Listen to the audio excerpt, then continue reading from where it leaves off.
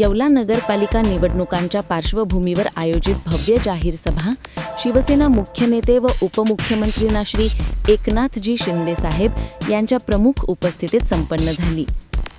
यावेळी त्यांनी शिवसैनिकांना मार्गदर्शन केले। यावेळी दादाजी भुसे शालेय मंत्री हे देखील उपस्थित होते।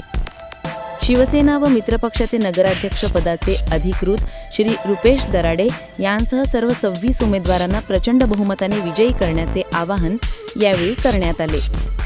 प्रसंगी शिंदे साहेबांनी येवल्यातील विकास कामांचा उल्लेख करत सांगितले की पाणीपुरवठा सुधारणा, रस्त्यांचे मजबूतीकरण, भुयारी गटार योजनेतील प्रगती, शैक्षणिक व क्रीडा पायाभूत सुविधा उभारणी तसेच नागरिकांना आवश्यक सेवा उपलब्ध करण्यासाठी शिवसेनेने नेहमीच अग्रक्रम दिला आहे। पुढील काळातही येवला शहराचा सर्वांगीण विकास वेगाने पुढे नेण्याचा निर्धार त्यांनी व्यक्त केला आणि येवल्याचा विकास कोणत्याही परिस्थितीत थांबणार नाही अशी ग्वाही दिली।